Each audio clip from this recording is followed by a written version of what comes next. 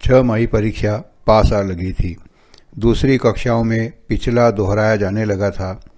इतिहास, भूगोल, गणित और भाषा की रटाई फिर शुरू हो गई थी।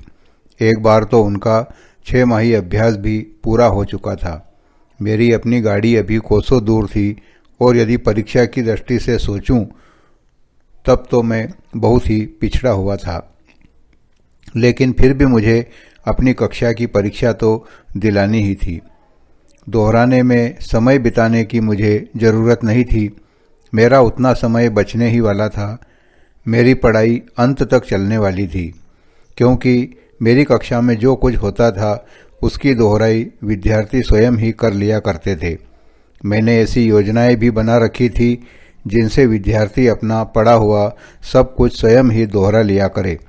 उदाहरणार्थ, अंत्याक्षरी आदि के खेलों में कविता की दोहराई तो वे बार बार कर ही लेते थे। लेकिन अभी तक मैंने भूगोल, पदार्थ पाठ और व्याकरण को छुआ तक नहीं था। मैंने सोचा अब मैं व्याकरण शुरू करूं। व्याकरण एक कठिन विषय माना जाता है और इस विषय में विद्यार्थियों को सहज ही कोई दिलचस्पी भी नहीं हो सकती। चौथी कक्षा के विद्यार्थियों को भाषा की चीर फाड़ करने में क्यों आनंद आने लगा? उसमें ऐसा कौन सा रसिक तत्व है, ऐसी कौन सी वस्तु है जो उनके लिए आनंददायक हो या जीवन के लिए उपयोगी कोई ज्ञान प्राप्त कराती हो? उसमें ऐसा कौन सा स्थल है जहाँ पहुंचकर विद्यार्थी यह कह सके कि वाह, इसमें तो बड़ा ही आनंद है, यह तो बड़ी ही उपयोगी चीज है। इसी कारण मैंने अपना यह विचार रखा है कि व्याकरण की शिक्षा बड़ी उम्र के उन्हीं विद्यार्थियों के लिए उपयुक्त हो सकती है जो भाषा की शिक्षा में दिलचस्पी लेने लगे हो। प्राथमिक पाठशाला से तो यह विषय निकल जाना चाहिए। जो विषय सीखने में कठिन हो और जिसे सीखते सीखते विद्यार्थी ऊब जाए, वह विषय सिखाया ही क्यों जाए। ज्ञान के दूसरे विषयों का कौन अभाव है जो ऐसे। दूसरे दिन मैं व्याकरण की सारी सामग्री लेकर साहब के घर गया और मैंने उन्हें अपनी योजना आरंभ से इस प्रकार समझाई। साहब देखिए, यह मेरा पहला साधन है। इस गत्ते पर एक ओर पुल्लिंग और दूसरी ओर स्त्रीलिंग के शब्द लिखे हैं। ऊपर स्त्रीलिंग और पुल्लिंग भी लिखा है। आप देखेंगे कि इन गत्तों पर नियमित स्त्रीलिंग के और उन पर अनियमित स्त्रीलिंग के शब्द हैं। मेरा पहला काम यह है कि मैं ये गत्ते छात्रों को पढ़ने के लिए देता हूँ। वे इनको पढ़ते हैं। जितने गत्ते उन्हें दिए जाते हैं उतने सब वे पढ़ डालते हैं। इस प्रकार उन्हें सहज ही लिंगवाचक शब्दों का परिचय हो जाता है। गत्तों पर मैंने लिखा है स्त्रीलिंग और पुल्लिंग। इससे शब्दों के लिंग का विचार मन में उत्पन्न होता है, पर आरंभ में तो ये इससे वे केवल लिंगवाचक शब्दों का परिचय ही प्राप्त करते हैं। इतना कर लेने के बाद एक दिन मैंने उनसे पूछा, बोलो भाई, बैल की स्त्री कौन? उन्होंने कहा, गाय। सिंह की सिंहनी, लड़के की लड़की, बूढ़े की बुढ़िया, कुत्ते की कुतिया, मोर की मोरनी। मेरी यह योजना खूब सफल हुई।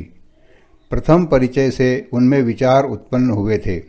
अब शब्द परिचय से उनमें ज्ञान भी जागा। मैंने कहा, आओ हम एक खेल खेलें। मैं पुल्लिंग लिखूं, तुम उनके स्त्रीलिंग लिखो। मैंने पुल्लिंगवाचक शब्द लिखने शुरू किए और वे मेरे साथ खुशी खुशी स्त्रीलिंग शब्द लिखने लगे। जांच कर देखा तो बहुत कम भूलें निकली। कुछ ही छात्रों की भूलें थी। मैंने कहा, देखो, तुम्हें एक दूसरा खेल सिखाता हूँ। ये 2 पेटियां हैं। एक में पुल्लिंग शब्द है, दूसरी में स्त्रीलिंग। पुल्लिंग का स्त्रीलिंग ढूंढो और स्त्रीलिंग शब्द के पुल्लिंग का पता लगाओ। लड़कों ने यह खेल कई घंटों तक खेला। साहब ने कहा, लेकिन पेटी तो एक ही थी, सब एक साथ किस तरह खेले होंगे? मैंने कहा, जी, इसके लिए तो मुझे एक तरकीब सोचनी पड़ी थी। कक्षा में दोनों तरफ मैंने 10-10 वर्तुल बना दिए थे। एक तरफ के 10 वर्तुलों में पुल्लिंग और दूसरी तरफ के 10 में स्त्रीलिंग शब्द रखे थे। एक एक वर्तुल के पास एक एक विद्यार्थी बैठा था। अपने वर्तुल का शब्द लेकर वह उसकी स्त्री या पुरुष को ढूंढने जाता था और जहाँ से मिलता पता लगाकर नर और नारी को वहाँ एक साथ रखता। इस प्रकार हरेक वर्तुल के पास स्त्री पुरुष के जोड़े इकट्ठे हो जाते। सब शब्दों के समाप्त होने पर खेल फिर से शुरू कर दिया जाता। जब खेलने वाले सिर्फ 2 व्यक्ति होते हैं तो वे एक एक पेटी लेकर स्त्री के पुरुष और पुरुष की स्त्री का पता लगाते हैं। साहब बोले, वाह, ये तो बड़ी मज़ेदार तरकीब है, लेकिन नपुंसक लिंग के लिए तुमने क्या किया था? जी, स्त्रीलिंग और पुल्लिंग का अच्छा परिचय हो जाने के बाद एक दिन मैंने तख्ते पर नपुंसक लिंग शब्द शीर्षक देकर थोड़े शब्द लिखे। होल्डर, टेबल, तख्ता, डस्टर, दवात आदि। लड़के उन्हें पढ़ गए और सोचने लगे कि इनका लिंग क्या होगा। जितना वे जानते थे उसके आधार पर वे इनके लिंग का निर्णय नहीं कर सकते थे। मैंने कहा, ये शब्द नपुंसक लिंग के हैं और तख्ते पर नपुंसक लिंग लिखा।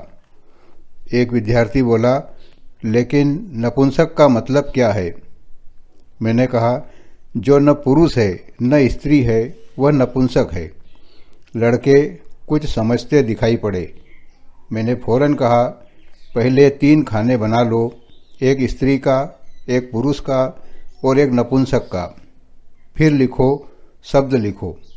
मैंने उन्हें 60 शब्द लिखाए और स्वयं मुझे भी यह देखकर आश्चर्य हुआ कि अधिकांश छात्रों ने बिल्कुल सही लिखा था।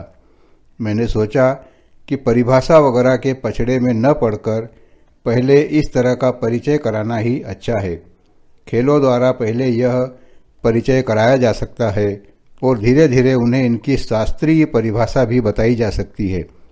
साहब बोले, लेकिन अगर कैसा, कैसी आदि प्रश्न पूछकर समझाते तो कैसा रहता? मैंने कहा, जी, वह तो रूल ऑफ थंब ही होता, यानी निरी रटाई। छात्रों को बिना समझे याद करना पड़ता। अब उनके मनोविनोद की दृष्टि से उन्हें कैसा, कैसी की रीति भी बताई जा सकती है।